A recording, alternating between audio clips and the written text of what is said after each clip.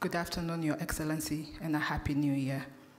Thank you for taking the time to meet here with members of the press. Mr. President, before we take questions from them, may I ask if you would like to deliver any opening remarks? Thank you, sir. We will now begin taking questions. Anyone with a question?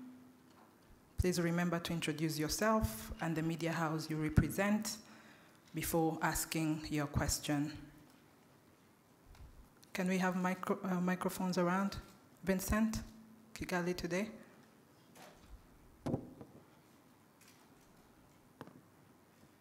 Thank you very much, Your Excellency. My name is Vincent Gasana. I work with the KT Press. Sir, it seems a startling thing to say, but all things considered, the crisis in the Democratic Republic of Congo could be ended in a mere matter of days if everybody else were to acknowledge the real causes of the conflict openly. But instead, people seem to be intent on focusing on claims from the UN group of expert reports. There is the recent statement from President Joao Lourenço, for instance, on the M23 rebel alliance entry into Masisi, seems to go on a supposed threat to territorial integrity of the DRC instead of the real causes of the conflict. So one wonders, Your Excellency, beyond signing more agreements that a lot of the signatories tend to promptly ignore, can Your Excellency envisage anything else that can be done to bring everybody around the real causes of the conflict and focus on that and get beyond the impasse and the obvious impediments to peace? Thank you very much indeed.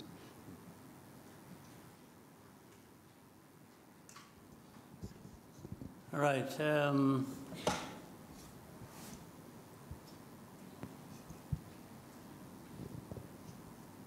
Much as I said, I didn't have much to say, as was prompted by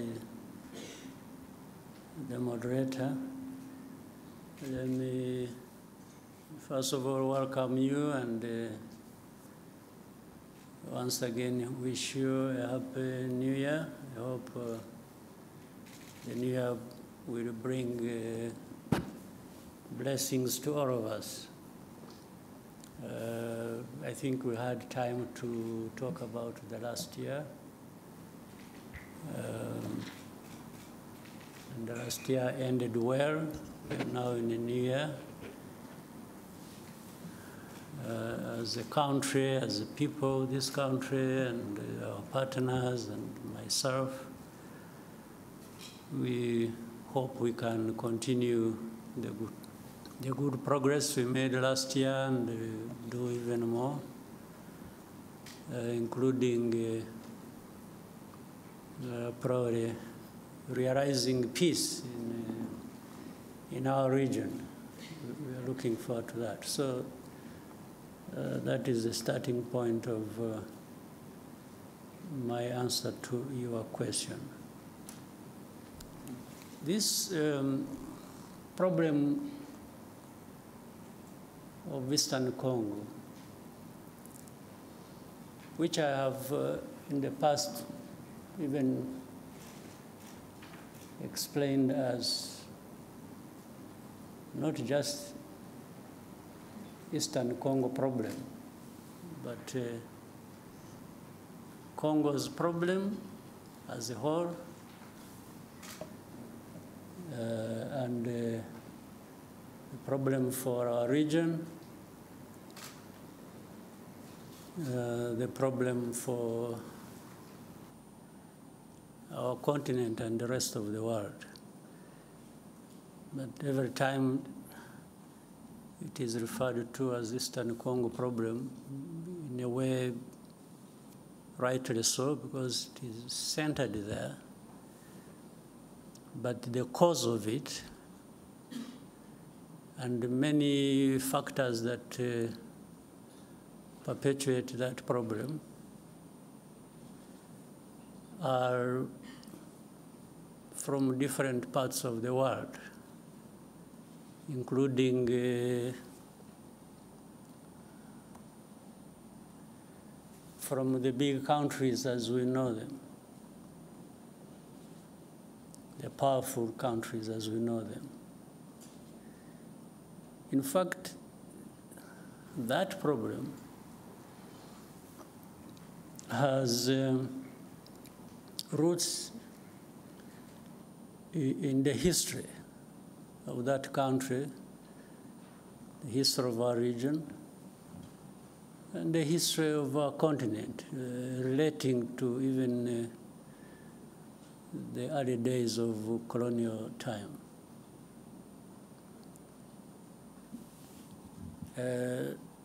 That's why many times I'm surprised. Let me go straight now to the issue raised, talking about, say, sovereignty, territorial integrity.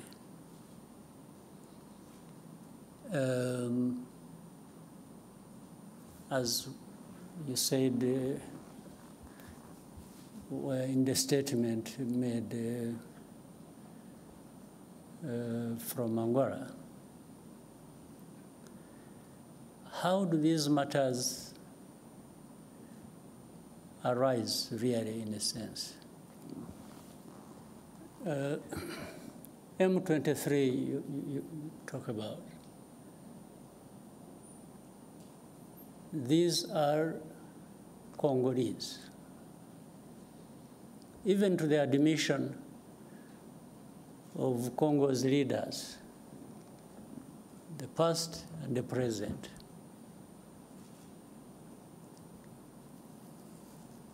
Now, why are they fighting? Why do we have over 100,000 refugees here in Rwanda, originating from that region? Why? Why do we have refugees here? Is it because Rwanda wants refugees and attracted them from Congo to come to Rwanda?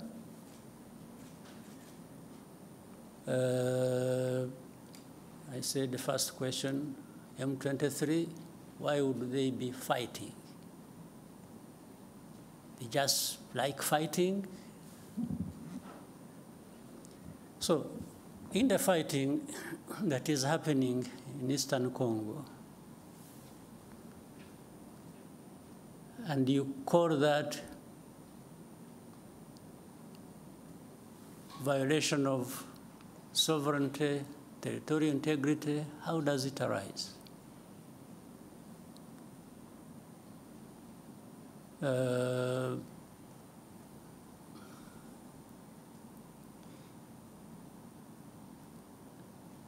So,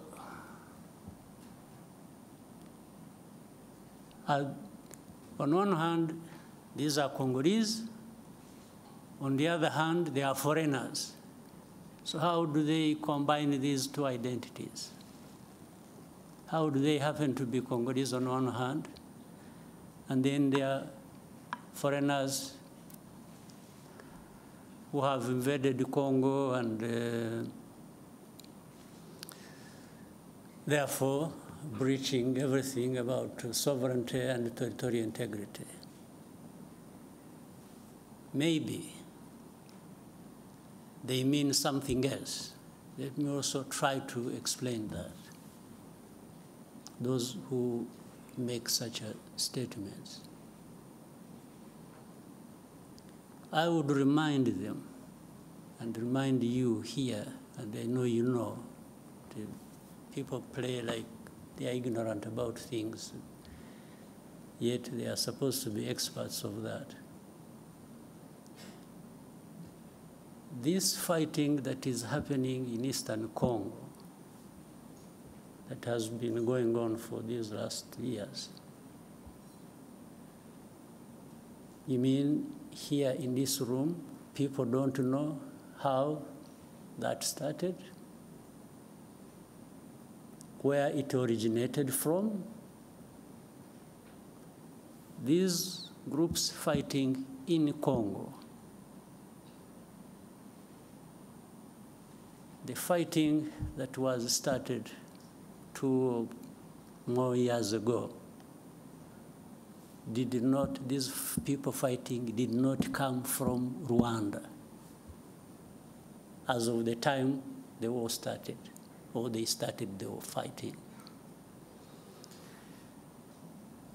Maybe I even don't know whether it qualifies as such. These people they are of Rwandese background.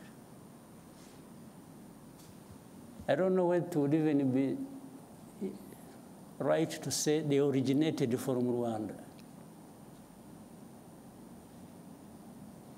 Most of them, Congo found them where they are or where they were. It's not that there was a movement from Rwanda. Maybe some might have originated from Rwanda by this movement from Rwanda to that part, long ago. Even either before I was born or when I was a kid myself. But what I meant that Congo found these people there has to do with this history I'm talking about, of colonial times and the drawing of colonial borders. But that's why also the Congolese leaders at one point admit that these are Congolese, and then try to find another reason and say, oh, but the fighting is supported by Rwanda. But they can't tell anybody and convince anybody that the actual people who are fighting now, or who started this fighting we're talking about, came from Rwanda. They did not come from Rwanda.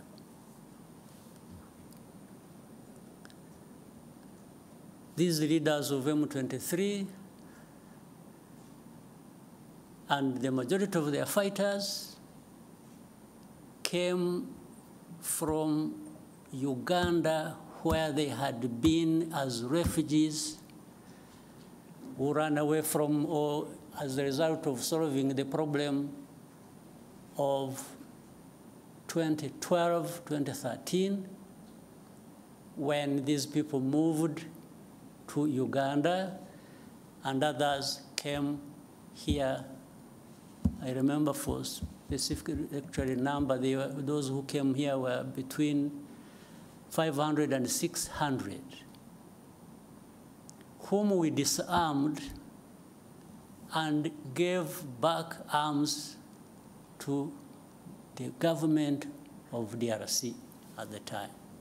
And they had been kept here for a long time until when things, as they kept changing, the government of DRC used to send even their officials to come and speak to people here, where we had held them in camps, to speak to them purportedly to resolve their problems.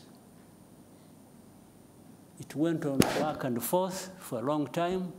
The problems were never resolved. But these are not the ones who started the fighting. And if you want to see where these people, most of them are still here. The fighting was started by the main group that was in and from Uganda. So how did it become Rwanda's problem, honestly? What is the basis? And for how long do we explain this? Up to what point?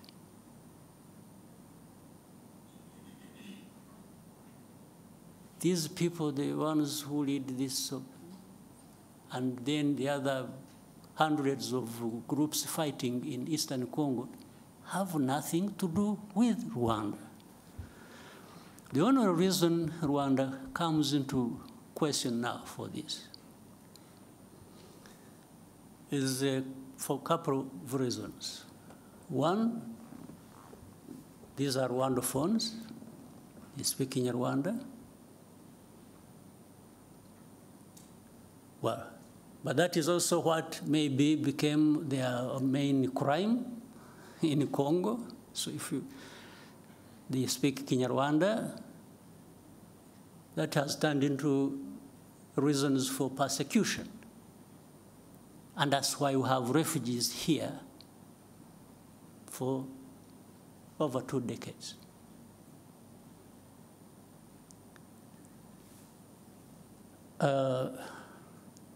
The other reason is the FDLR that has been, these genociders who have been in Congo for the last 30 years, whom the international community have really entertained. I think they have deliberately preserved them. I don't know for what. Whether it is a gift of thanks to them for having committed a genocide here, or preserved them because they are anti-Rwanda and government,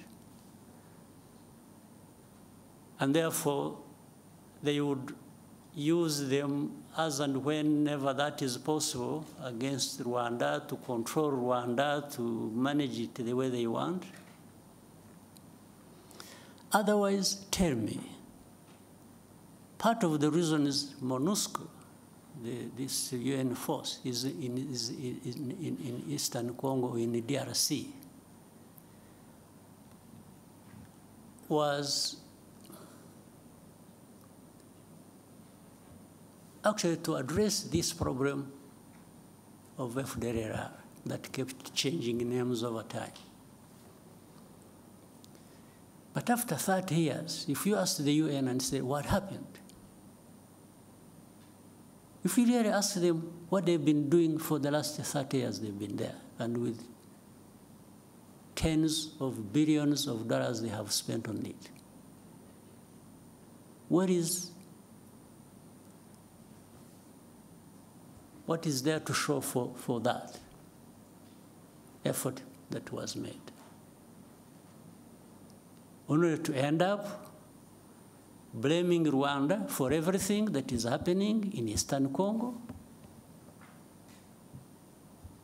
or really in Congo, because even all problems of Congo are blamed on Rwanda by these so-called international community members, and together and in support of the DRC government. If DRC government is not encouraged to take its own responsibility for its people and its country, and everybody joins them to blame others for their problems, how do you expect Congo to actually address these problems that affect all of us? How? So the statement you referred to, therefore, is part of this, I don't know what to call it, honestly. But it just doesn't make sense. It doesn't add up for any solution to the problems at hand that we need to be addressing. I don't see how. Well, I imagine a scenario where if we didn't have Rwanda at all, or if we could relocate Rwanda to another part of the world and remove it from here, would that solve the problems of Congo or of the region? Really? So, and people get lost in the blame game, this, that, and forget to really address the root causes of the problems we have and find a solution. And then you have geopolitics being played into all this. Then you have the blame of colonial times being managed somehow, because those who were involved in the colonial times and who are blamed for it have the power to manipulate, and always fall short of doing what is right. You find they have groups they create, they say groups of experts. I mean, how do you expert in doing what? Then you find the groups of experts. These experts are led by people who are supposed to come and really cover up the blame that should be leveled against those who are responsible for those literary crimes of that past of colonial times.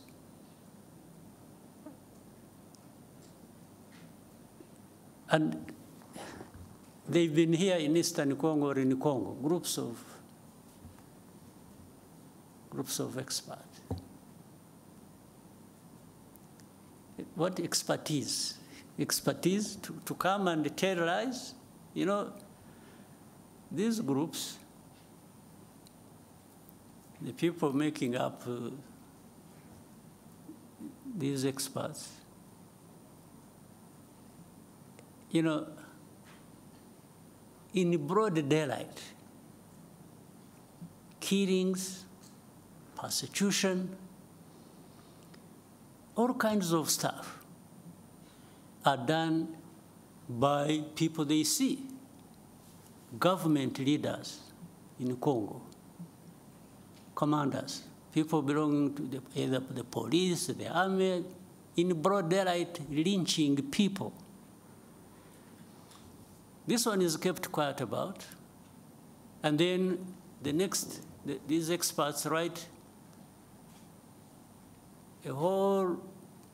they pile up crimes committed by M23. They talk about things somewhere in the background, in the villages, and they don't talk about these things that were done in towns, in broad daylight, before their eyes.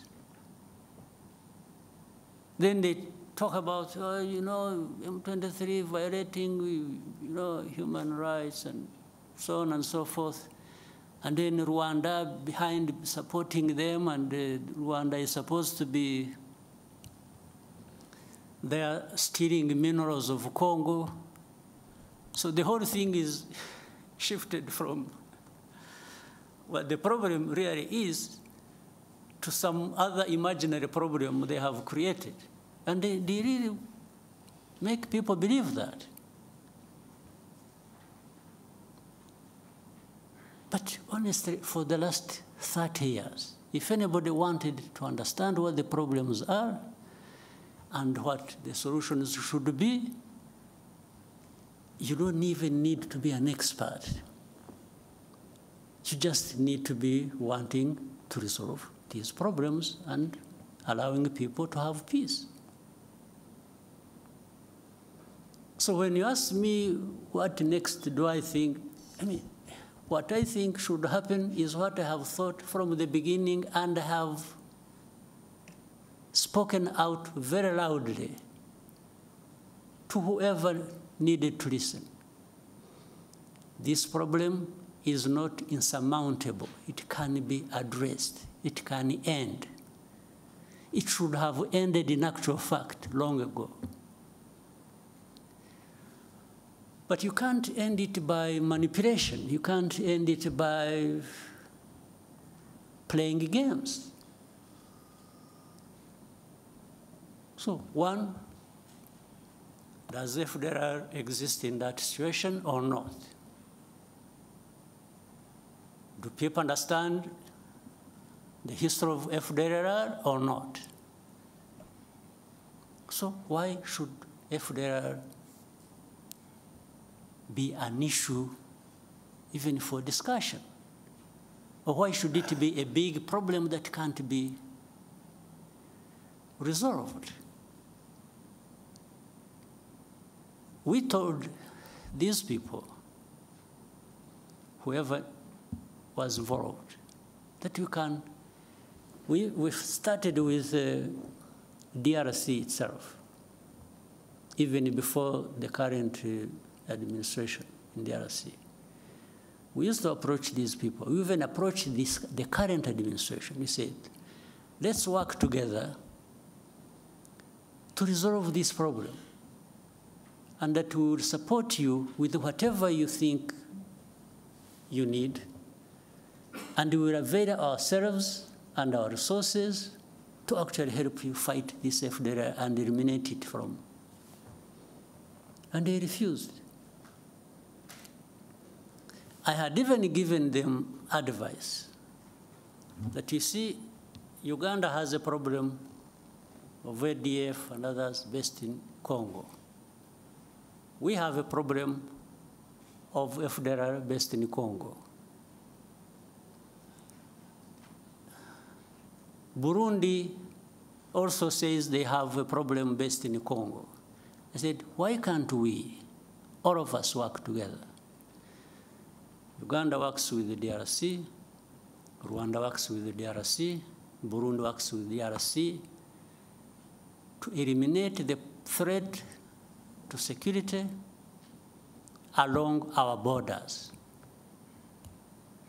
I suggested to them, to the current administration, in 2019.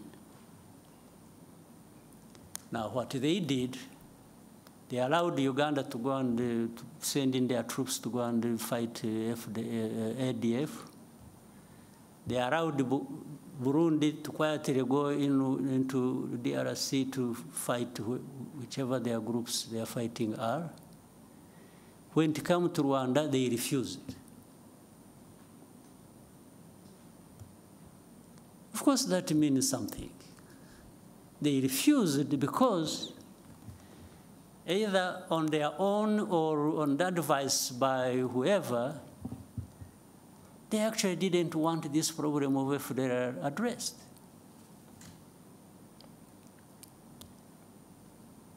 This was way before this M23 problem flared up.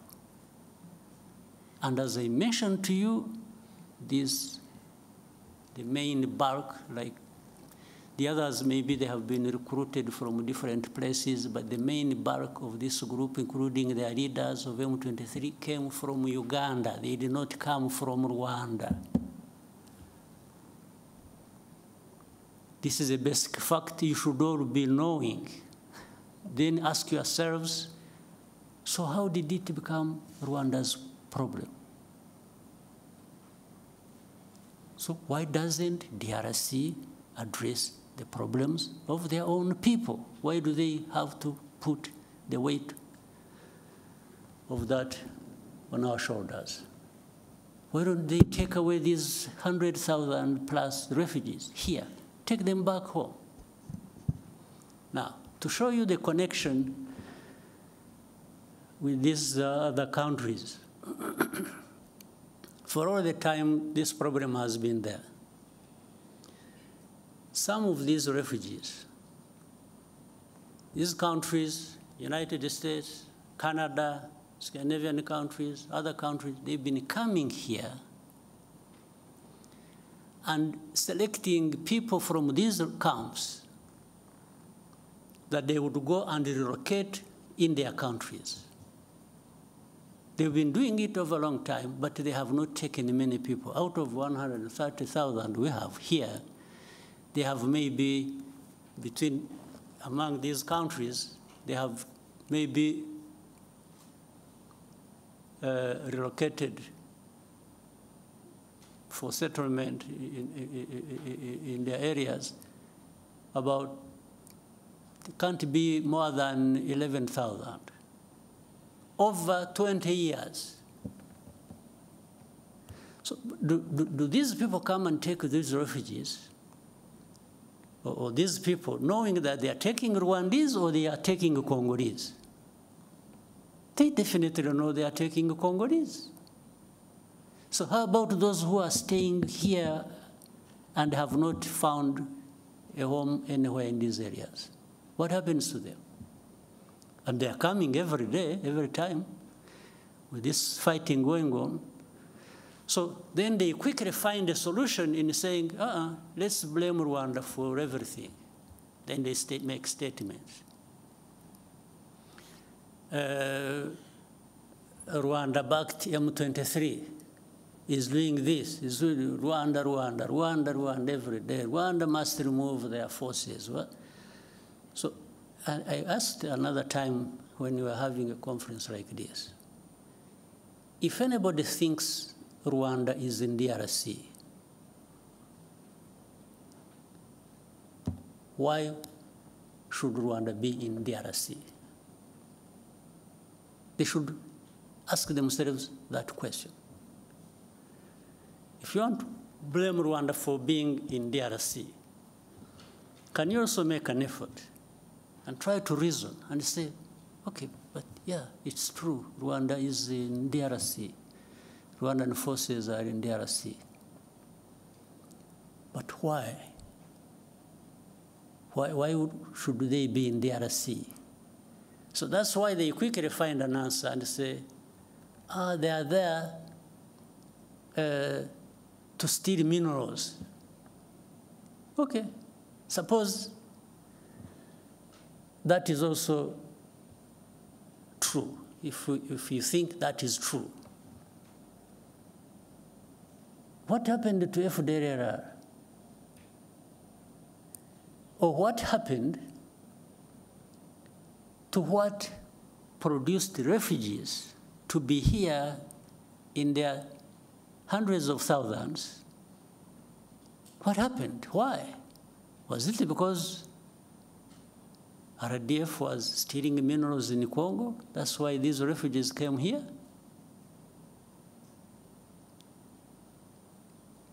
Is it? So where is the FDLR? FDLR is nowhere. You don't remember 2019, and later on, afterwards, 21 and so on, when there were 2019 in November, I remember there was an incursion through Virunga Mountains, invaded our country, areas of Kinigi and in Musanze. These were FDLR. Afterwards, the bombardment that came from DRC onto our territory. There we held a Commonwealth conference here.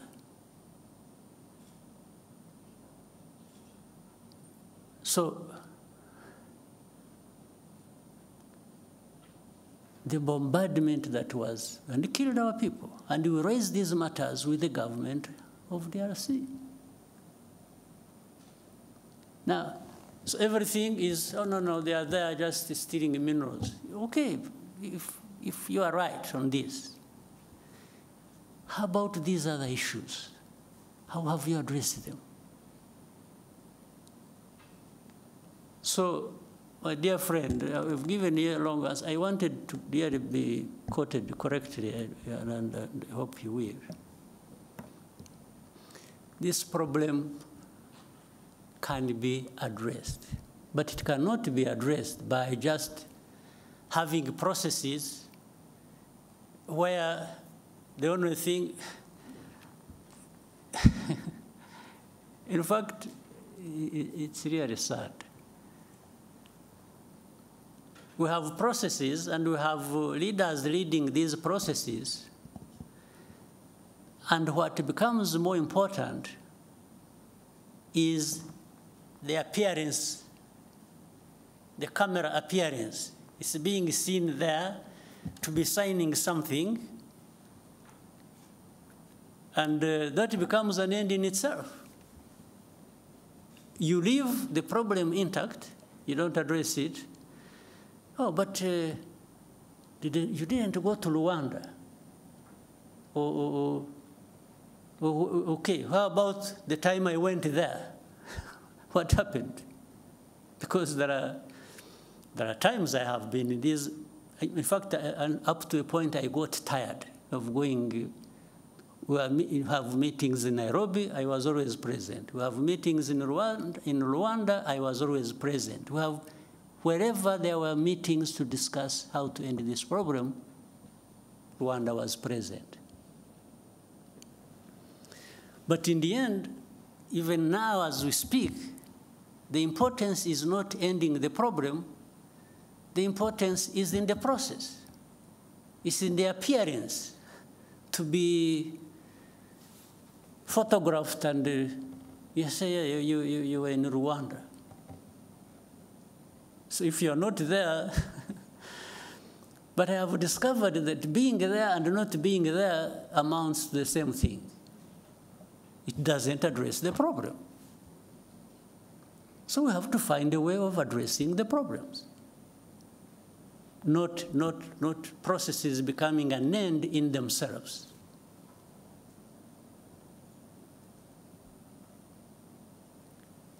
Not the leaders of those processes holding people's hands and doing this, being an end in itself. We have to have results built on addressing the root causes. And another time they say, oh, Rwanda, you see, you have influence on M23. By the way, influence just because some of those guys will speak the same language. So that becomes an influence. Okay, but let's assume we have the influence. And I have been asking these people, so, okay, what do you want me to tell these people? Do you really want me?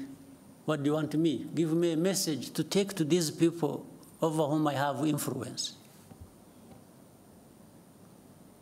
And as I see, they stop fighting. Okay, that one I can do. But what follows that next? Because if I tell them to stop fighting, and they are attacked and killed, who takes the blame? It's not you who sent me to tell them. It's actually me, meaning I lured the people into. But then in all conscience, do you also want me to go and tell people that you should accept being denied your rights and keep quiet because some people, some powers are not happy? So maybe that's what they want me to tell these people. I can't. You never. It happened when we met, you must have seen it, when I met President Tshisekedi in New York, around General Assembly. And we had with us President of France, President Macron. At that time, they were telling me, please give these people a message. They leave Bunagana. There is a place they had taken over called Bunagana, the border with Uganda. Otherwise, fighting will continue. I said, okay, I can even transmit your message, just out of politeness. But if I tell them to leave Bunagana and get lost, first of all, where do they go? Secondly, are you going to follow that with addressing their problem they are fighting for? And there was no clear, but anyway, I came back, I sent a message, sent intelligence people to tell them. I said, for the good of the peace process, maybe somebody is thinking about to bring peace. you leave Bunagana as a symbol that you want to have a peace process going on and resolve the problem. As they are about, they agreed with the message I sent to them. In other words, they agreed with me. As they were preparing to leave, they were attacked. There was serious fighting. And then I called up these leaders. I said, but you people, you lied to me. You told me I should transmit a message that these people should leave, and then that will help a process to resolve the problem. Then, little did I know, the intention was actually maybe to attack them when they thought it wasn't going to be the case. So from that time, things have been like that over and over and over and over and over again. These government forces attack. In most cases, they are beaten back. And then there is a loud speaker everywhere announcing how M23 has been violating ceasefire. You attack, we fight, I push you back, and then I'm the one who violated the ceasefire. This has been what goes on every day.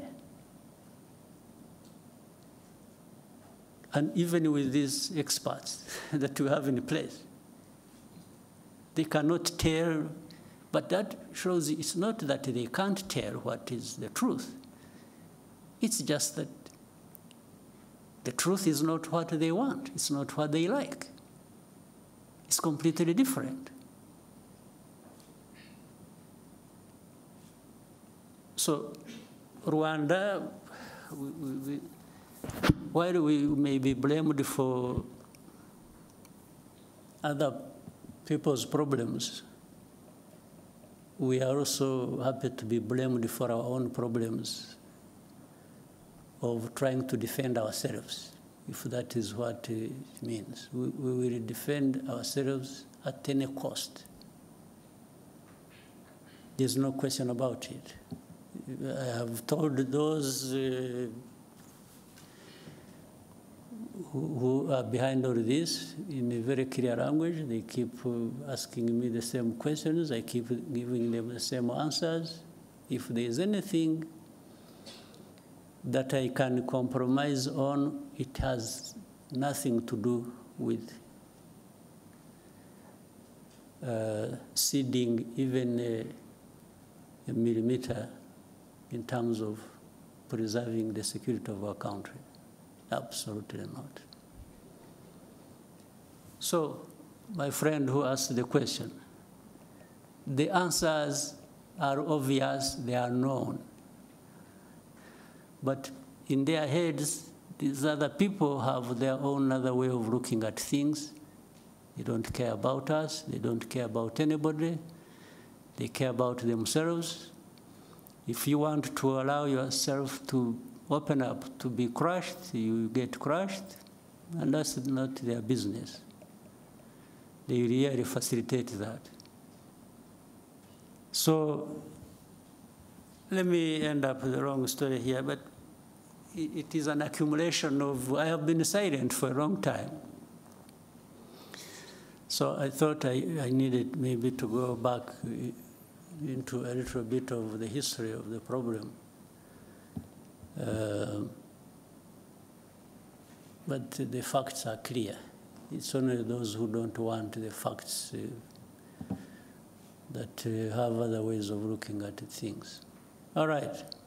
Maybe that answers all the questions you had in mind, but we can open up for more questions.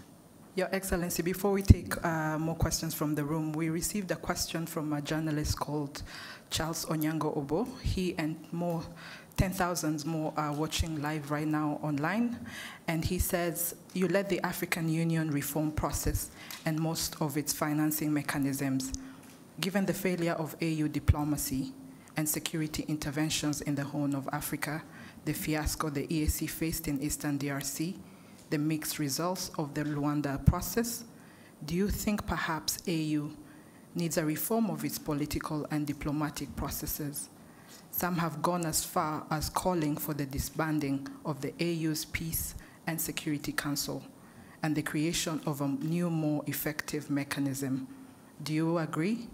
And what reforms, if any, do you think can make change? Well, on what he said, do I agree? I don't. Because it's not the structure or the form or whatever you have in place that is the problem. It is the people. It's the leaders. It's the people working in those structures and therefore, subsequently, the countries they come from that are a problem. So how do structures in themselves become a problem? So even if you created another structure, but you have the same people thinking the same way, what are you likely to get out of that? I think Charles must be aware of that. I don't know what really needs to be done. Yes, I was given responsibility by the leaders of our continent to work with others to suggest the reforms that can be made on our continent. I was happy to lead that process. And by the way, I also reached a point, after I had more or less completed the main bulk of what I was supposed to do, I thought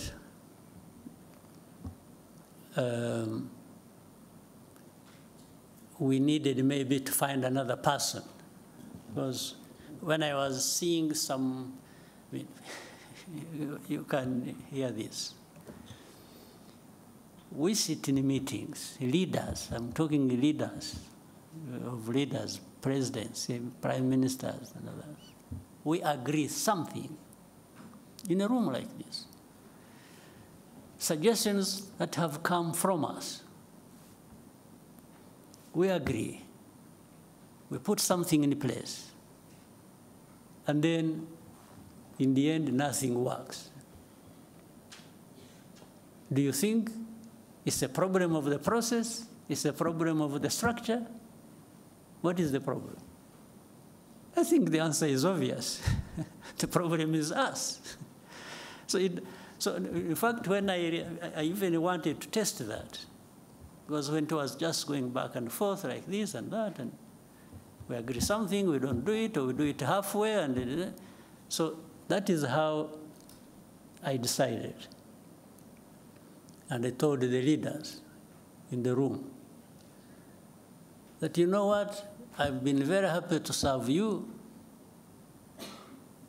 but I think it has come to the time we try somebody else. Maybe before you get tired of me, or before I get too frustrated myself, but to serve the cause of reform, I think we can, here in this room, choose somebody else to lead the process, so that we try different people, different angles of dealing with the matter, and that's how the process went to a different person, the president of Kenya, President Ruto. In fact, in the meeting, they even asked me who I think could be. So I gave them my proposition. All was to try and make a point to me that, I was trying to make a point to these people that we have a problem we need to address. And it's not going to be one person here or one structure there. Collectively, we have a problem because we cannot adhere to even things we have suggested ourselves and agreed and put in place and make them work to serve us well. So suggesting to dismantle this and create this, and I don't think gives us any solution. The problem is in us. We need to, if we want things to work, we need to adhere to what we have agreed, what we think is important for our continent, for our people, and so we just have to keep trying with what we have in place. Yes, if there is a need to change something, sure, you can do that, but you still remain with the problem with not doing what you have agreed, irrespective of whatever changes, other changes you put in place, right? Yes. Yeah, so I don't see that. We need to find some way. I don't know whether, some magic. Whether we need to be saved, we need to, somehow we have to find some cleansing process where we renew ourselves and we, I don't know, we have to find something. Otherwise, we are really not serving ourselves well. Mm-hmm. We'll now come back to the room and take more questions. Yeah. RFI, and then we can come to Al Jazeera. Thank you very much. Good afternoon, Your Excellency. My name is Lucie Mouillot, and I'm the journalist for Radio France International. After the postponement of the Head of State Summit in Luanda in December, what is the current state of the Luanda talks? And how does Rwanda perceive the continuation of the negotiation? Thank you.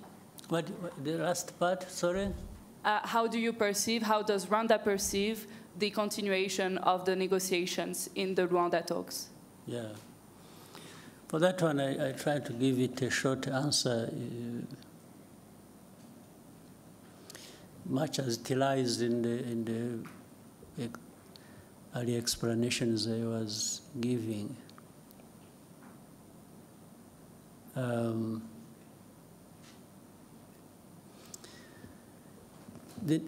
There has to continue an effort to find a solution. If I start backwards, there has to be an effort to continue finding a solution to this problem. But it can't be business as usual. We can't continue the way we have been doing it, putting the importance of the process above the results.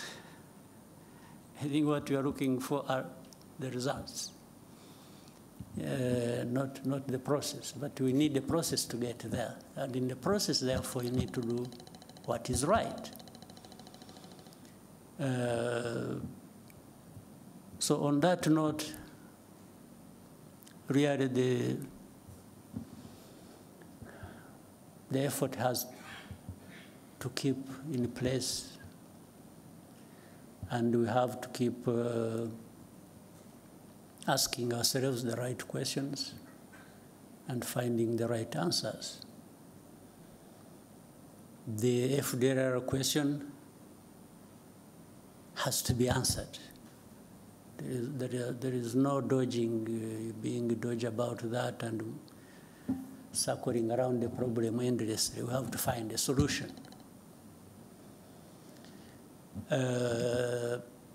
Tied with that, the internal problems of DRC, of persecuting their own people and making it our problem by giving us refugees and by giving us all sorts of names that we are supporting those people fighting for their rights in the DRC,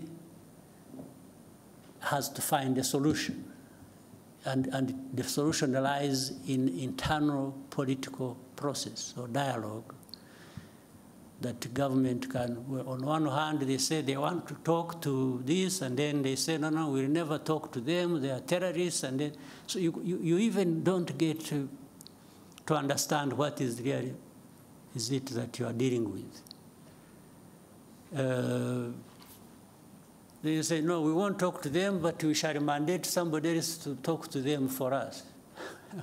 I don't know what that leads to. I can't be blamed for it, really. Do you want a solution or you don't want a solution? That's it. And if you want a solution, then the character of the process and the quality of it explains it. People can see what you are doing and you understand that you actually want a solution. So the meeting did not happen because, again, it wasn't the appearance there that was the most important thing. It was what was taking us there and how it is being addressed that was more important.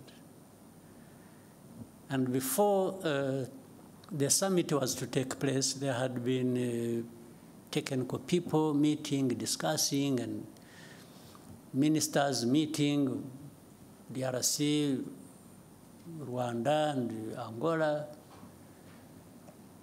The technical people would agree things, and then it comes to ministers, what the technical people agreed, half of it is rejected. And when I'm saying this, mark you and check. It should really be rejected by DRC, not Rwanda. Even if earlier it was endorsed by technical people from DRC and agreed with our people and the Angolans, it comes to a meeting of ministers. The minister says, no, no, no, this one can't happen. So they go on for a long time. Ministers' meeting comes and they meet, they discuss, and when they are getting close to something, the minister of DRC steps out, picks a phone call, makes a call, and comes back and says, no, no, I don't want this. Said, but this thing you don't want is what leads us to finding a solution. And he says, no way, I don't want. So that's, in the end, they disagreed until like maybe 3 o'clock in the morning or something. And, but still then there was insistence, no, no, we must go there and sign. And sign something. Not even to have another discussion, because I don't think there was even need for that to happen. So that's what killed the summit. So it's not Rwanda that killed the summit. It's actually DRC. And they were saying it, by the way, for those who want to hear. If you don't want to hear, that's another matter. But when statements are coming from heads of state and foreign and ministers, and they are saying, no, no, no, they will never do this, and yet that is what is being asked to be done, even logically, and sometimes in agreement with the mediator, and he says, no way. First of all, these are terrorists, I will never speak to them, meaning he's not prepared to find a political solution to the internal problems, but is willing to continue blaming them on Rwanda. And then he's dodgy about FDLR. One time he says they don't exist, that they are not there. Another time they say, yeah, but they are there, but they are few. Then another time he says, no, no, no, but this is just an excuse. They are there, but it is an excuse. They want to steal our minerals. I mean, it becomes childish stuff. You can't even know what you are dealing with. So I had agreed to go all the way until last minute, and they because I didn't see what was taking me there, honestly. So, but the other question I started with, or you asked, and I started answering was, there has to be a way of finding a solution. We can't just live with it and give up, but there are going to be these ups and downs in finding the solution. Thank you, sir. We will now go to Al Jazeera. Thank you, Mr. President. Laith Mushtaq from Al Jazeera Digital. Mr. President, in a few days, there is a new administration will take office in United States. Do you expect a change in how Washington deals with the situation in Eastern Congo? Thank you.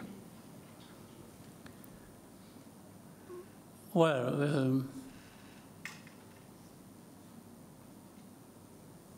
first of all, I respect the change that has taken place in the United States, because for it to happen, it must have been for very good reasons that the Americans endorsed in their vote. So I'm happy with what there is, and I've got to deal with it the way it is. And building on that, I think so many things have changed and will change. First of all, the administration changed through a democratic process. There are many things, even geopolitically, at least the approach, that are going to change, for sure. And I guess, and I think so, that it will be the same to the approach of how African matters may be dealt with, generally, and also specifically with Eastern Congo, the same might see change happen. That's what I think from a distance and just waiting for what will follow. But I think there is bound to be change, not just one in one place, but many changes in many places at the same time. Because it's not only that things have changed in the United States. I can still see many things changing across the world.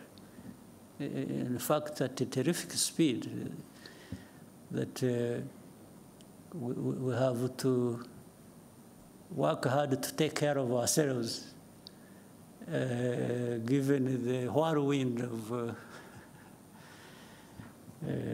change sweeping across the world.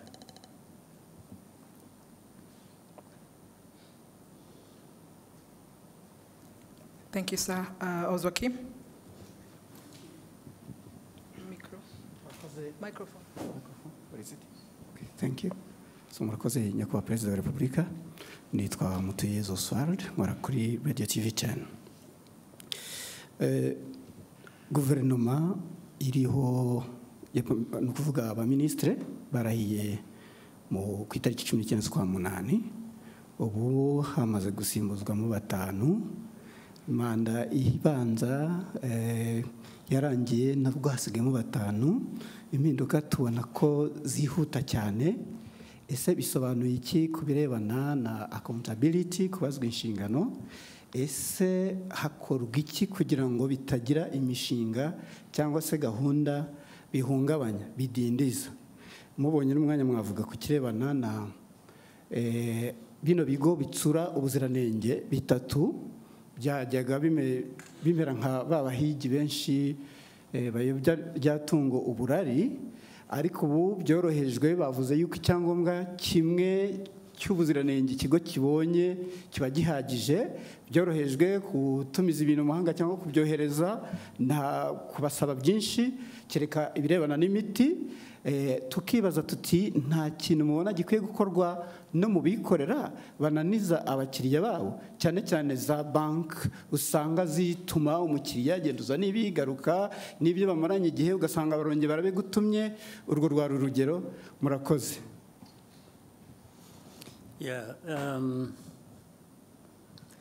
Impinduka muri guverinoma ntiziraba, ahubwo turacyari ku ntangiriro. Ndabivuga mpereye ko bihera ku bintu byinshi, kandi n'imiterere y'igihe, imiterere y'igihugu, imiterere y'abantu, n'icyifuzo cy'ubuyobozi bw'igihugu buba bwifuza ko twakora ibintu neza, nta guta igihe, bishoboye no kugabanya icyo bidutwara, icyo bidusaba, nabyo byose bikakubira hamwe. Baravuga rero impinduka zibaye muri iki gihe gishize, tuvuge mu mwaka ushize n'intangiriro, uyu byari bitaraba ku mpera y'umwaka ushize, ariko ari mbere gato y'amatora twagiyemo na nyuma yaho kurangiza uyu mwaka. Ariko ibyo byabaye hashize igihe, impinduka isa n'iyatujeho gato. Ibyo rero bituruka mu kureba ikiba gikenewe muri icyo gihe.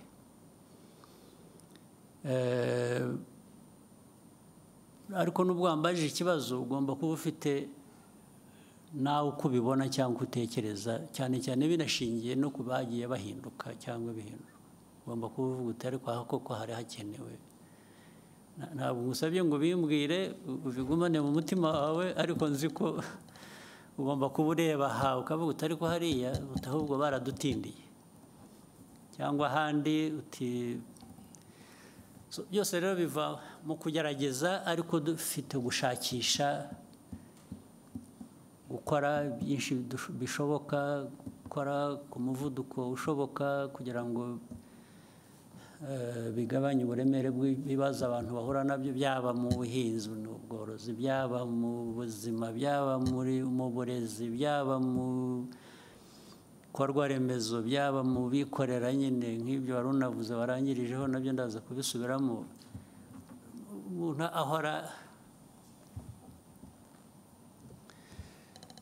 ni nko kuba rwose ufite igishushanyo imbere yawe cy'ibintu byose uko biriho, uko bikorwa, babikora, hanyuma bikakwereka ikivuyemo, noneho bigashaka ngo uko wabirebaga uko ibintu bigenda ugire ibyo uhindura. Kuri jye sinzi, wenda ku bandi wenda hari ukundi babibona. Mu mikorere y'igihugu cyacu, mu gukorera igihugu cyacu,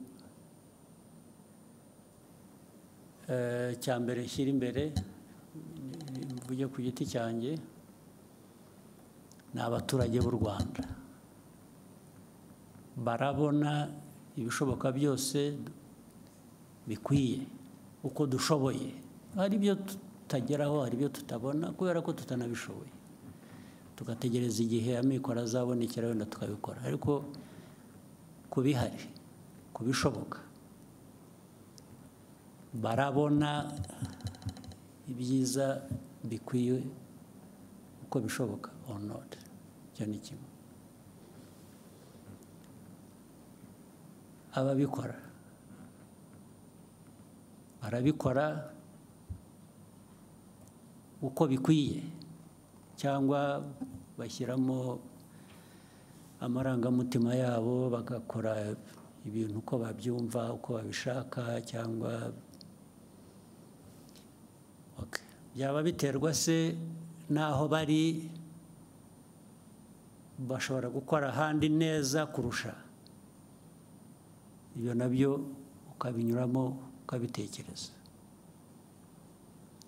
Cyangwa se barabiterwa n'uko bagera ku nshingano bakibonamo muri izo nshingano mbere na mbere kurusha kureba abaturage muri izo nshingano bashinzwe. Nibo bagiye hejuru y'ibintu byose, babikora uko babishaka, uko babyumva, nta wagira icyo avuga. Kuba bishinzwe rero bishobora kuba bishinzwe abandi ahandi, cyangwa njye kubinshinze ari nanjye biturukaho icyo kibazo cyo guhindura abo bantu. Rwose mbikora nabanje kunyura muri izo nzira. Iyo nabonye ko hari ikigomba guhinduka ntabwo ntumwanya, niyo narara ngushyizemo kubera ko nta kintu nari nkuziho cyangiza, nkakibona umunsi ukurikiye ndakuvanaho. Kuko si wowe mbona mbere mu kazi, ndabona igihugu n'inyungu zacyo mbere na mbere. Ibyo kujya kuvuga ngo atababara, tarakara, iyo wagenda ukicwa n'agahinda, njye ntacyo bimbwiye niba nakemuye ikibazo cy'abaturage cyangwa ikibazo rusange ubundi twese duhuriraho kugira ngo ibintu bikorwe neza. Kuri ibyo rero ni uko bimeze. Ndumva muri ibyo ngibyo nta kindi kidashoboka. No ku cya kabiri harya wavuze ngo ni iki, wakise iki? Murakoze nyakubahwa Perezida wa Repubulika. No kuri icyo cya mbere hari abavuga bati muba mwarambagije nabi, niyo mpamvu uwo mushyizeho bucyavaho. Birashoboka rwose kurambagiza nabi, birashoboka, kubera ko abantu urabazi, hari ukwihisha ntumumenye, ukazamumenya yabaye tested ku kazi. Kuko kandi ntugira ngo ni nanjye ubikora, binyura mu zindi nzego. Hari ubwo izi nzego zibicika nazo, erega nazo zirimo abandi bameze nk'abo barangaye, bageze bate, bikaza byihuta bakambwira bati kanaka, bati ni igitangaza, nimumuzanire. Yahagera akamwa ariko se ko mwambeshye ko ndeba hari ikibazo. Birebera ku bikorwa, ntabwo ari amarangamutima. Ntabwo umuntu mwambwiye umeze atya ko yaje agakora ibi akagira atya. Mbere na mbere tubanze turebe ko ibi ngibi byamubonetseho ari ukuri, kugira ngo atabeshyerwa cyangwa ataza kuhotazwa n'ikitari cyo. Ubwabo abandi bamuzanye akaba aribo bavuga bati nibyo, bya bindi twasanze ari byo.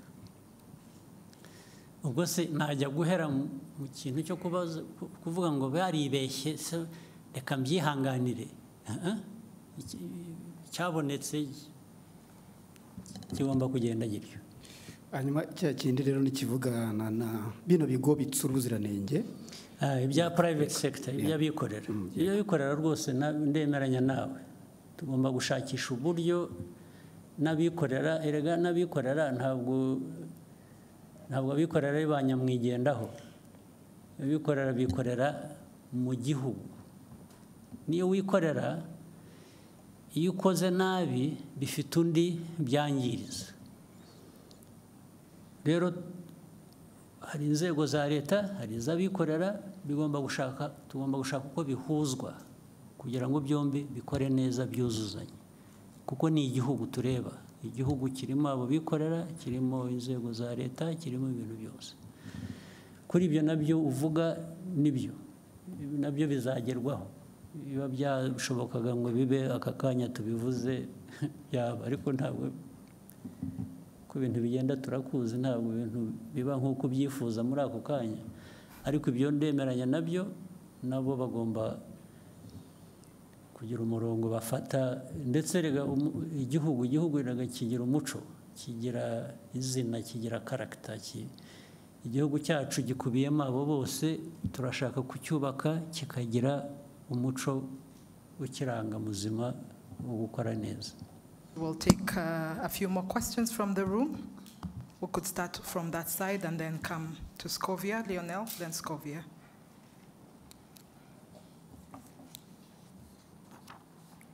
Thank you, Mr. President. We are undergoing profound changes globally in the political sphere. On the one hand, we see populist movements in the very countries that used to lecture Africa about good governance and democracy. And we also see in Africa young people taking power in unconventional ways. What does it say about the future of governance, and what will the global political landscape look like in the years to come? Thank you.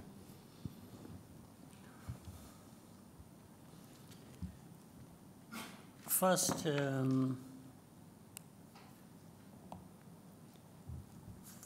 if people followed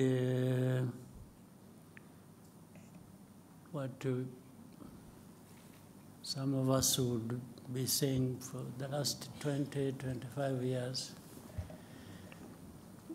it is only to confirm what we saw coming, or we thought was coming. It's not, as far as I'm concerned, it's not a big surprise with the changes that have been happening.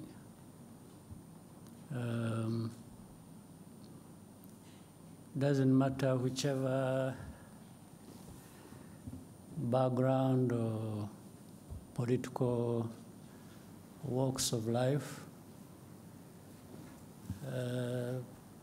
Things happen to an extent that the people will eventually, for one reason or another, identify more with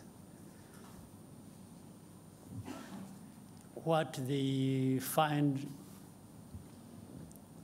benefiting them more than other things. And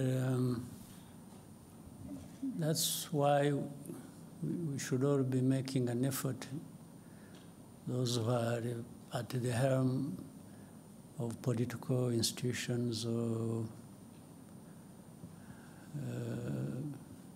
other things, to make sure we identify with what people think works for them, and work with the people to achieve that. Short of that, if you think you just impose things the way you want, and in your own way you think is what should happen, it doesn't take very long before you are surprised that.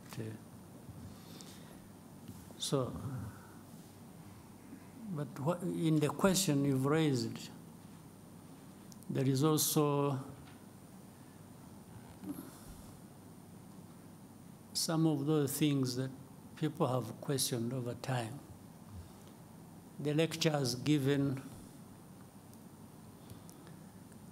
to, say, Africa originates from the assumption, of course, given the divide there is, people call it north, south. The people of the north have assumed this right or an entitlement. that they have the power and they will use it to serve themselves well, even if it means using it against others who are even weaker. Still, that must serve their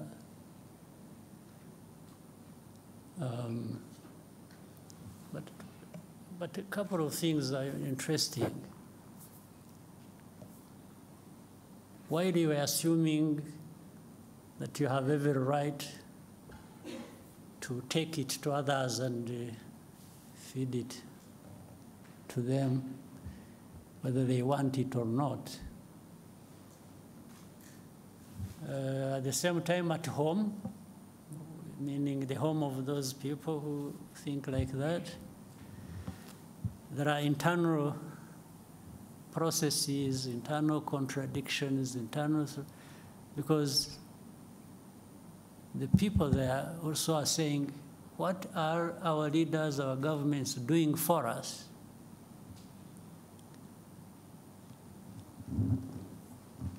And depending on which side of politics, one will gain over others, because, and here it is difficult to tell.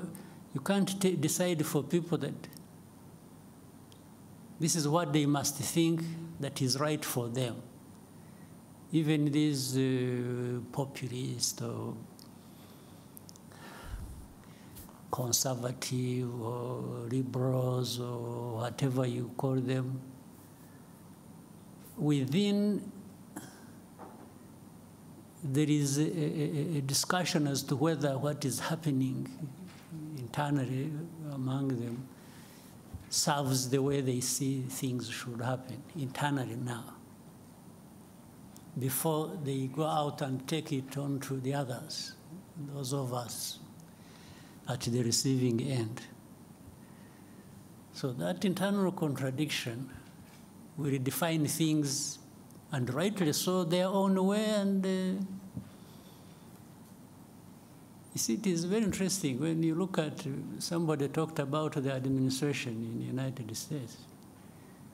Following what was going on the media, I mean, on the news and the media and everywhere, there was this opinion being shaped that one side had no chance. And, you know, the leader is embroiled in litigations, here, these ones, blah, blah, blah, blah, you know. Even the experts we used to follow in the news would really give you an impression they have formed their opinion there is one side that is going to win. Now, a few weeks after, they sort of disappeared, really. And these were experts to tell us about things in their own place. So why do you think? Because they were saying one thing, they were forming their opinions, they want everybody to believe that for one reason or another. But somehow the process of democracy gave them a different result. And they had to swallow their pride and accept what has happened. So that is in their area. So now, as it were from the beginning, they were used to taking it on some other people somewhere else, in the South. Now, the South isn't going to be in a permanent state of confusion and, you know, obedience and just following the dictates as they come along. A number of changes have to happen also one way or the other, either changed by the people on the ground and saying these leaders of ours who are not doing anything other than sucking up to these dictates.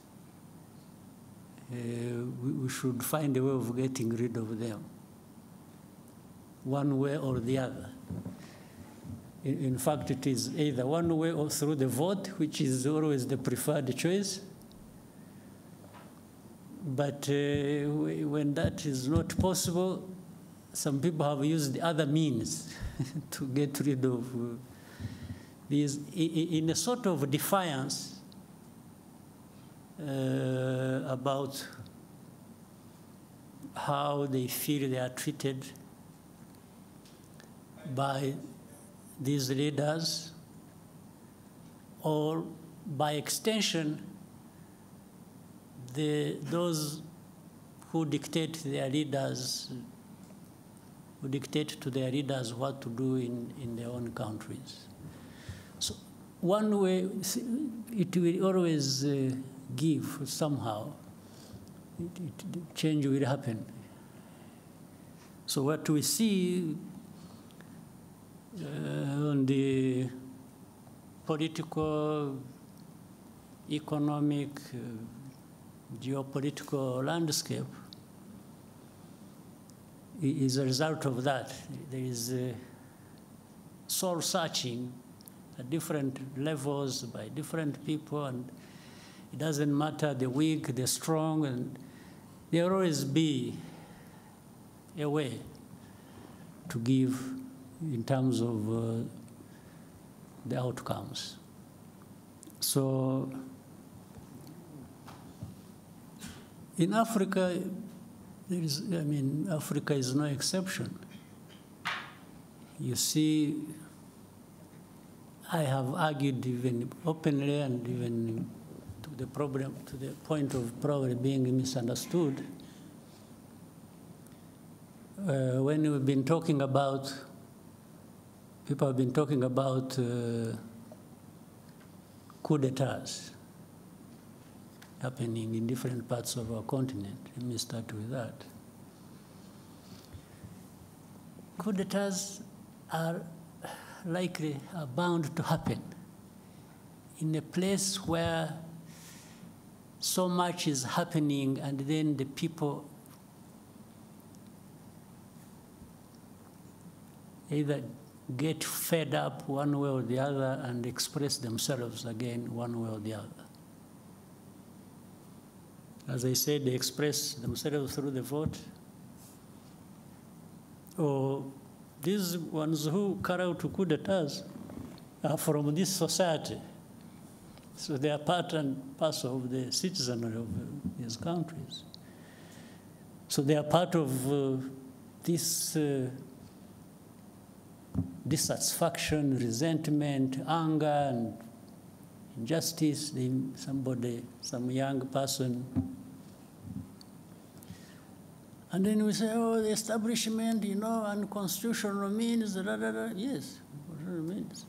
But that has happened because the constitutional means did not deliver to the people to the extent that they.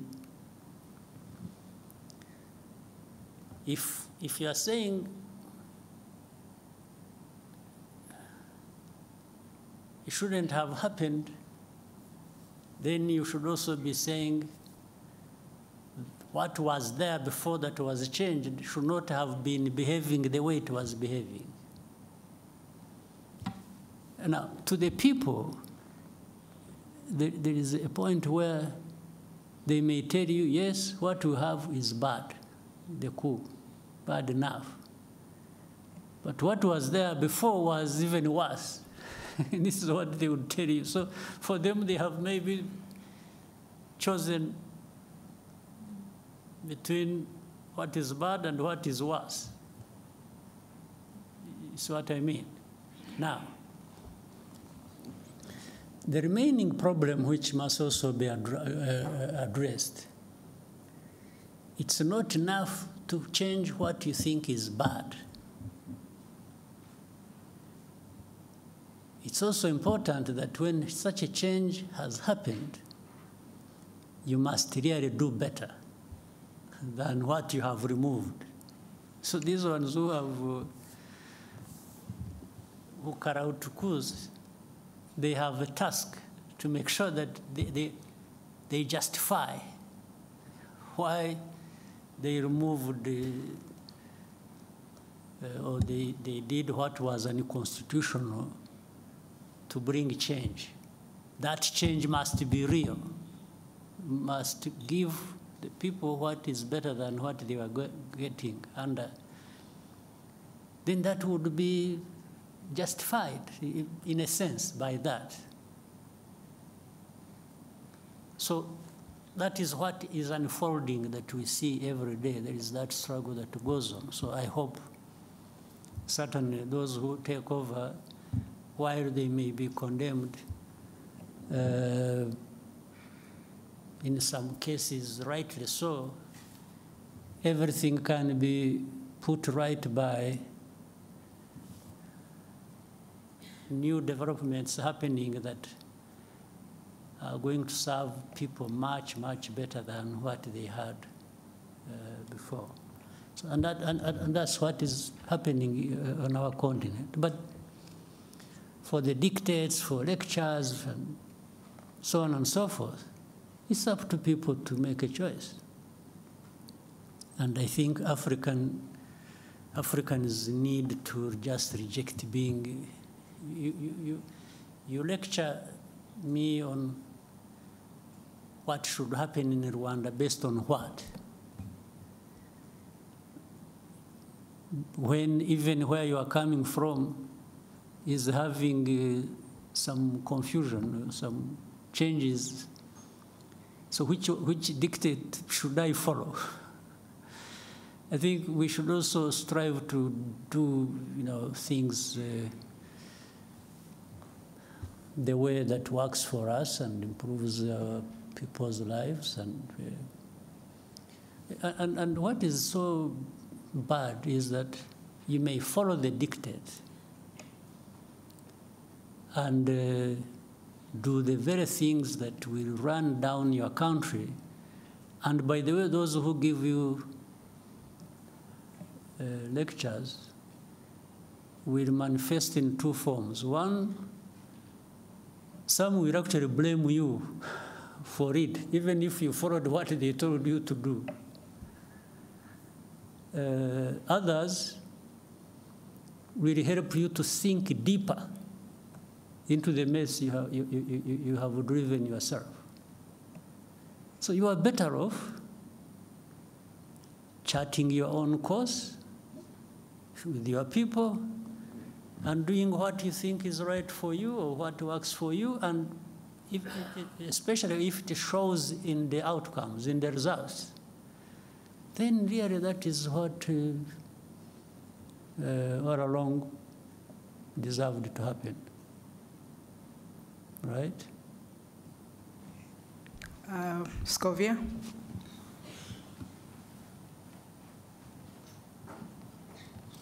Murakoze nyakubahwa Perezida wa Repubulika, nitwa Scovia Mutesi, nkorera mama urwa Gasabo TV. Nyakubahwa abaturage batandukanye hirya no hino mu gihugu bafite ikibazo cyaho babarirwa ko bazimurwa cyangwa hazacishwa ibikorwa remezo hagashira imyaka 2 batishyuwe kandi barabujwe kugira ikindi kintu bahakorera.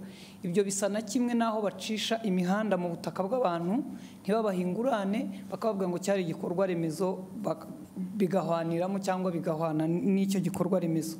Ikindi ni kijyanye nuko amafaranga y'amanyamahanga urugero nk'amadolari, amazu menshi y'ubucuruzi mu mujyi wa Kigali n'ahandi mu mijyi itandukanye barishyuza amadolari aho kwishyuza mu manyarwanda. Abanyarwanda bamwe bacuruza bakavuga ko bibahendesha kuko babarira amafaranga y'amanyamahanga mu yabo. Ndasoza mvuga ku kijyanye n'ubushizi cyo nari nakubajije ukambwira ngo nzakwibutse, ngira ngo ninge warangaye sinakwibutsa. Abaturage baratacyategereje guhabwa imigabane yabo muri Banque Populaire. Ndagushimiye.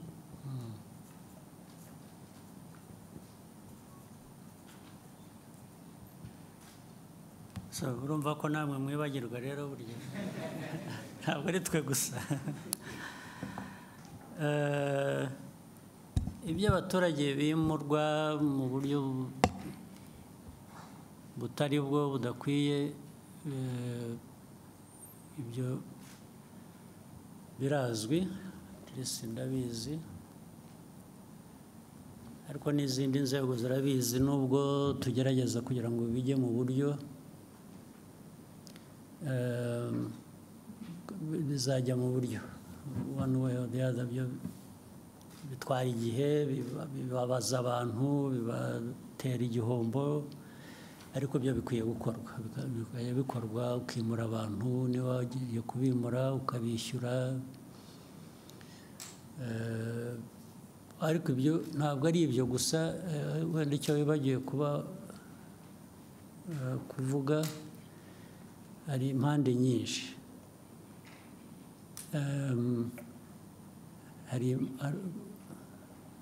Nubwo uburyo buhari uko bikwiye kuba bikorwa, uburyo rwose burahari, burazwi, hari n'ubundi bwakoreshwa bukoresheje ukuri gusa, wenda bitari byanditse. Nk'urugero, icya mbere ni abimurwa cyangwa abazimurwa bashaka kugira ngo abe ari bo bagena igiciro cy'ibyo bazishyurwa, valuation y'aho bagiye kuva n'amafaranga bagomba kubishyura. Ubundi hari uburyo bikorwa bitagendeye kuri leta cyangwa bitagendeye ku muturage, bigendeye kuri gushingira ku impamvu zizwe. Icyo ubwo urumva ntabwo giturutse ku nzego za leta, giturutse ku bimurwa. Icya kabiri, hari ahantu abantu bamenya mbere y'uko hari ahantu ubundi hadakwiye kuba haturwa, cyangwa aho batuye abantu bazimurwa kubera igikorwa cy'inyungu rusange rw'igihugu, noneho babimenya biri mu nzira bikorwa, bakajya kuhatura cyangwa bakajya kuhagura kugira ngo bazishyurwe. Hari abasanzwe rero bahatuye bo badafite n'icyaha, ntibahimutse, ntibahagiye mu buryo butari bwo, nta nubwo bagiye mu buryo bwo kuba aribo bagena igiciro cyo bari bwishyurwe. Ibyo nabo bakabigwamo bitewe n'imikorere mibi y'inzego zitandukanye. Ibyo birahari, inzego ziratandukanye nyinshi, ariko icyo mvuga ni uko ibyo byose bigomba gushyirwa ku murongo. Ibyo ni ukugenda tubishyiramo imbaraga kugira ngo bishyirwe ku murongo. Abantu bazimurwa niba batuye aho badakwiye kuba batuye. Ureba hari nk'abantu byo kwimura abantu mu bishanga byagiye biba bigateza n'urusaku. Hari abantu bagiye baturamo batanabihawe n'uburenganzira, ariko hari abandi batuyemo babihewe uburenganzira n'inzego zimwe na zimwe ziba zifite uruhare zibishinzwe. Ndetse wajya kumwimura rightresso akakwereka icyangombwa yahawe n'uwo muturage, ndetse wajya gukurikirana rimwe na rimwe muri izo nzego z'abo bayobozi ugasanga uko yabitanze mu buryo butari nabwo, ariko kubera ko afite inshingano bigatera ikibazo. Baramuhaye amafaranga gusa akahatanga kandi atari ngombwa. Ngira ngo murabizi ko hari n'abayobozi b'inzego z'ibanze bagiye birukanwa, bahanwa, bagira bate kubera ibintu nk'ibyo ngibyo byakorwaga gutyo. Birahari rero, birahari, ariko bigomba gushyirwa mu buryo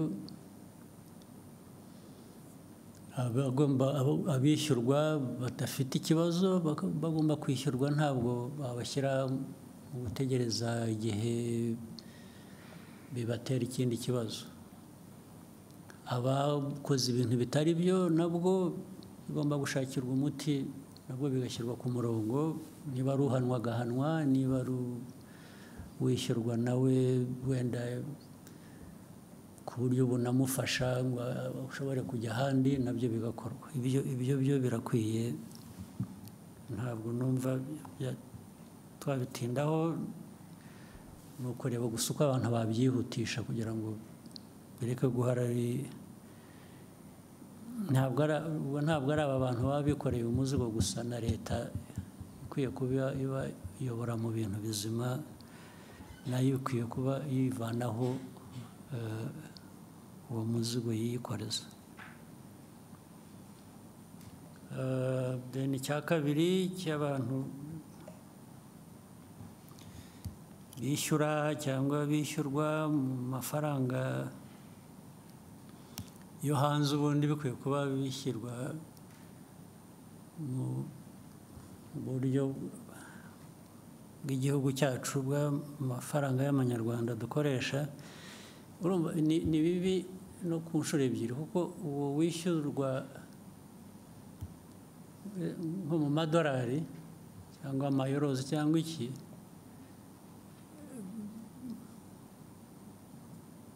mu matakisi ntabwo yishyura mu madolari, yishyura mu manyarwanda.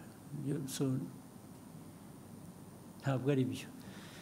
Ntabwo uwo muntu ushyiraho ko agomba kwishyurwa nka renti cyangwa iki mu madolari, nawe aba akwiriye noneho kwishyura mu madolari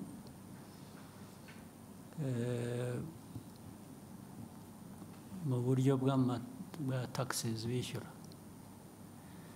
Ariko ibyo byose ubundi bikwiye kuba bifite uburyo bikurikiranwaho. Iyo ni nko kwica amategeko, bisha amategeko bakabihanirwa.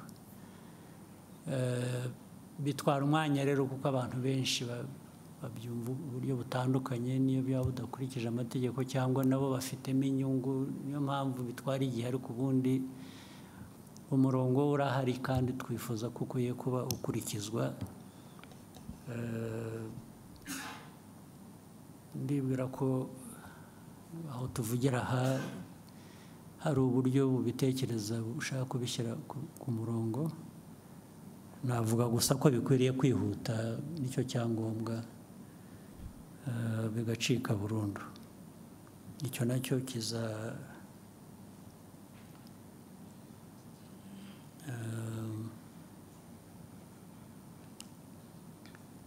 ndumva bizatungana.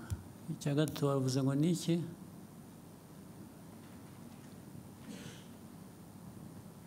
Ni abaturage bari bafite imigabane muri banki populaire. Ikibazo cy'imigabane, ariko usibye ko nanjye ntakurikiranye, ariko njye naratumitse. Njye narabwiye ababishinzwe muri minisiteri ndetse mu kabineti ko bikwiye gukurikiranwa bigakorwa vuba. Ahubwo ikibazo cyanjye ni uko ntakurikiranye kumenya ko uko byakurikiranwa. Your Excellency, they did respond.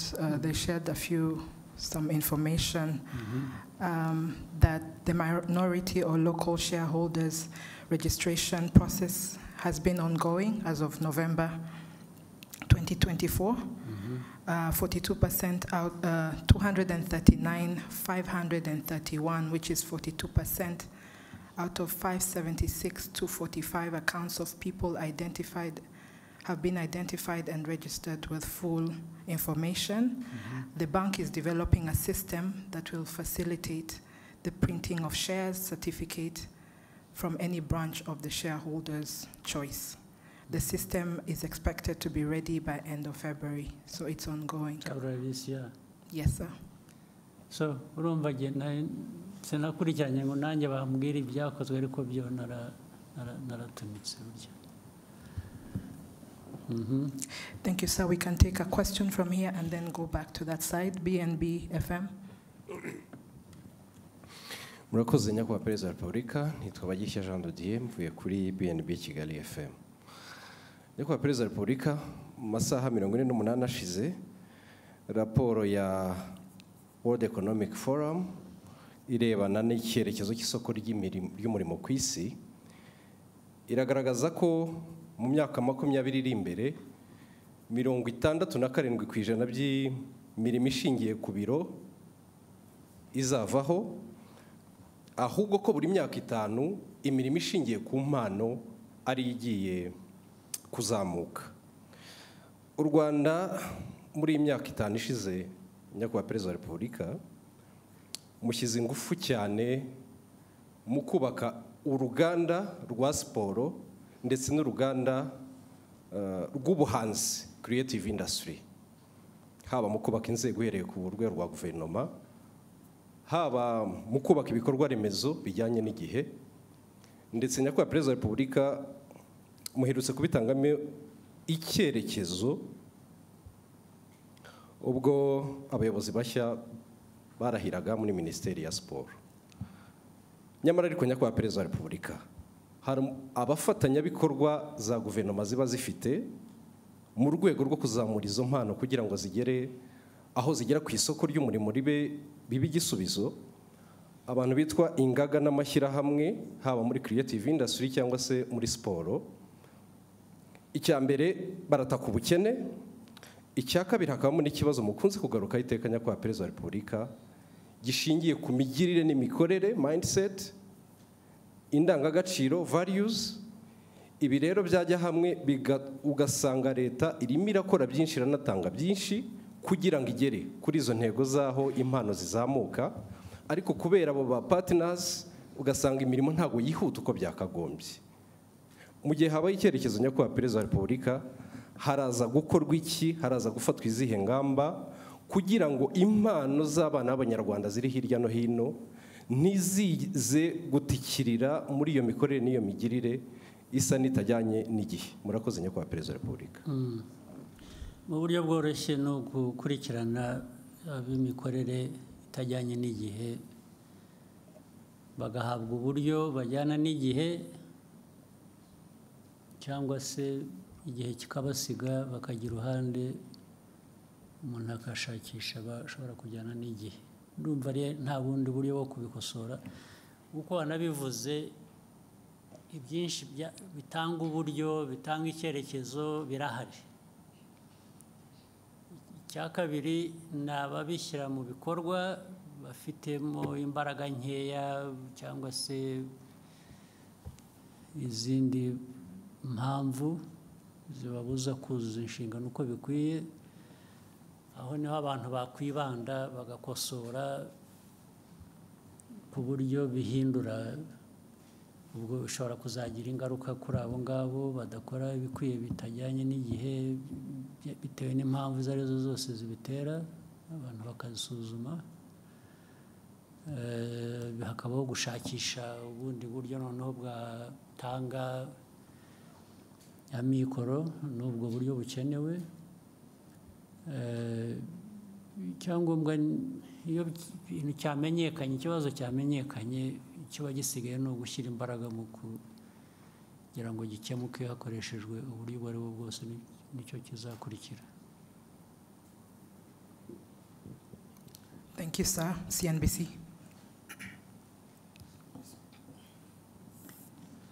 Thank you, Mr. President. My name is Eric Shaka from CNBC Africa. Mr. President, talking of the African Union, my question, African Union as a permanent member of the G20, my question is about how you envision Rwanda's role in shaping the AU's agenda in advocating Africa's interest in global economic governance, particularly in areas such as climate finance, trade, investment, and debt sustainability. Thank you, Mr. President. I think that is already happening. There has been an effort to raise the stake of the continent, to have a voice, to participate in the G20 matters or other global institutions. Africa deserves to be well represented. There's no question about it. It's not a given that it will happen just because it is right and it must. But, so you have to struggle for that. And really Africa needs to assert itself and make its rightful demands. And So Rwanda participates on all these. As Maria pointed out, Rwanda at one time, 2018, chaired the African Union. From that time onwards, Rwanda was leading a reform process that AU needed. So the most important thing is to participate and participate with other African countries, people, and keep the voice loud enough to do what we need to do. So Rwanda is not, there's no country that is an island, is isolated from other countries or partner states in different organizations. So we do our best. We do our best for ourselves as a country. We do our best in contributing to what is good for the continent. Always the emphasis is cooperation, it's working together, it's, every country, every person on this continent has something to contribute. We just make sure that the contribution is made, and we make use of that by being organized, by finding ways we can be effective. So Rwanda is going to be present, has been, and it will continue. Thank you, Your Excellency. I think we may end here. I'm sure we will have sure there are no other opportunities. One or two. One or two? Yeah. Okay, Noreen.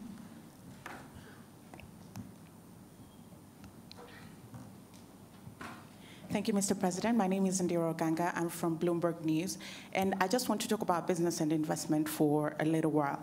My first question is, when can we expect conclusion of the deal between Qatar and Rwanda to acquire 49% stake in the country, and how big or how much is this deal going to be? And also, how many planes can we expect from that arrangement? And still staying with investment, I was talking to the CEO of Rwanda Stock Exchange on Monday, and he mentioned the exchange can only be as big as the market. So I want to ask you, are there certain state-owned enterprises that the government is thinking to privatize to boost the exchange? And finally, congratulations on successfully hosting FIA. To that regard, I just want to find out what is going to be the economic impact of hosting F1 here, and is Rwanda trying to establish itself as a sporting hub in Africa? Thank you again. Good. Well, I can simply say on the Qatar-Rwanda partnership over the airline and the airport has made very good progress. It's been going on very well. Right? Being precise with the dates and amounts and figures of different kinds wouldn't give us necessarily a clear picture, but overall I can say it has made very good progress. It's still going. It's a matter of, it's not a long time that we shall see these things playing out, and being able to now go into those details you're asking for. By this year, and in fact, at this beginning, there are many things that are being concluded. And some of the things are being concluded just in writing, when they have been happening physically on the ground. So there is an overlap of, we have been going ahead and doing certain things that benefit this partnership. As we have more discussions, as to put things in writing and therefore making them specifically public to people. So really the practical things happening have been going ahead of just signatures and so on. This is what I can say. On the second question, for sure, there are a number of, in fact, there has been a process. It is now,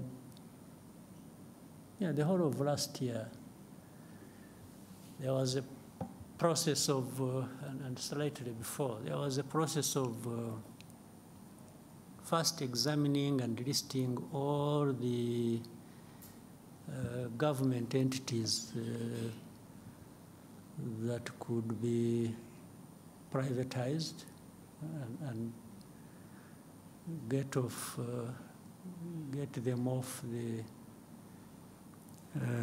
government balance sheet. And this will translate very well into what we need to see happen on our exchange. So this is underway. This is going on. There is a team of people that have been following that up and working to, you know, the Agaciro fund that is there. It is taking care of those public enterprises and other similar ones in the process of privatization and also feeding into this institution we are talking about. For, yes, FIA was a success, I think, and it is part of what you also, in fact, said, creating a sports hub and other businesses that incorporate sports in their ecosystems. So and that's what brings up Formula One. Formula One, we did the bidding, it is making good progress, and we are also in discussions with the MotoGP, and you are aware this year we are going to host the World Cycling Championship here in Rwanda. So all of these are things that are happening according to plan, and having thought through all this, the benefit to the country and to businesses and the people of this country and Africa are enormous.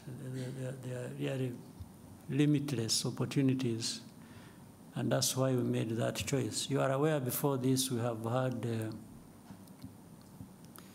partnerships over football. We have partnership with Arsenal, with PSG, with Bayern Munich. These ones have, the results have spoken for themselves. It brings in, I see people write so many things about Rwanda is open. It's really open for business, open for tourism, open for education. We have brought people through education channels to, you know what we have here, Carnegie Mellon, and many others that have established here. All of these are, so far, generally, I don't know any of these endeavors we have undertaken that have led to government regretting that we did this and that. In fact, it is just all benefits. And again, with time, the benefits become more tangible. You show it in the numbers more clearly than it is now. Thank you, Your Excellency. I think we have exhausted all questions. Maybe one more. One, the gentleman in the suit. You sure there's only one in the suit? Murakoze nyakubahwa Perezida wa Repubulika, nitwa Ibarushimuwe Bihoyiki Keve Christian, umunyamakuru wa televiziyo ya BTN. Ukwezi kwa karindwi umwaka ushize habayeho gahunda yo gufunga insengero zitarejuje ibisabwa. Izo bitakundaga zirasenywa, ariko hari izindi zasabwe kugira ibyo zuzuza. Hashize amezi 6 bavuga yuko hari ibyo basabwe kuzuza.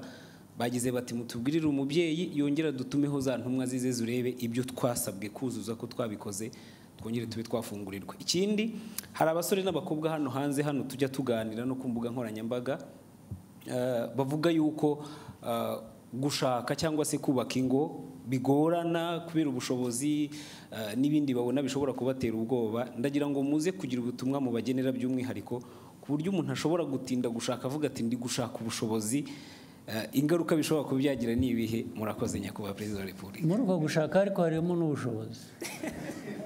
Nabyo ni nko gushaka ubushobozi. Iyo ushaka bavuga ko hari igihe ubushobozi bugorana. Umusore ati sinakuzana utazicirwa n'inzara n'iwanjye, umukobwa ati nanjye singiye kuza kwicirwa inzara n'iwabandi. Ariko se ko abantu bose koko barashonje kugeza aho ngaho ko ari abahungu ari abakobwa reka tubanze icya mbere cy'insengero. Cy'insengero cyavuzweho byinshi, cyagize gite, ariko niba abantu namwe ubwanyu mwajyaga ndani mu mizi y'ikibazo mukagisesengura, kwanza ntabwo numva impamvu insengero zigeraho zigomba kuba ikibazo. Kandi ubanza biba mu Banyafurika gusa, sinzi ko hari ahandi insengero zaba ikibazo.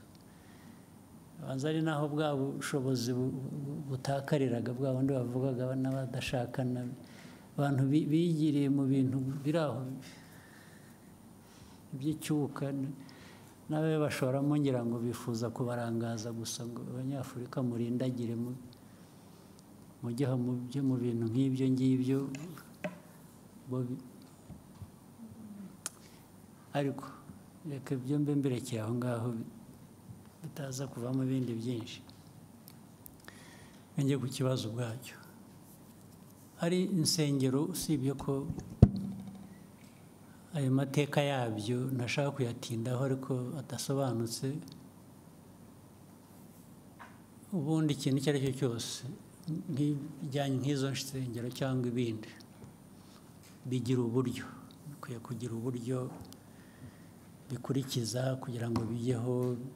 Iyo bibayeho bibaho bite, bikora bite, ibyo ubundi abantu bashaka ibintu bitunganye mu bantu mu gihugu bakwiye kuba bibaza ibyo ngibyo.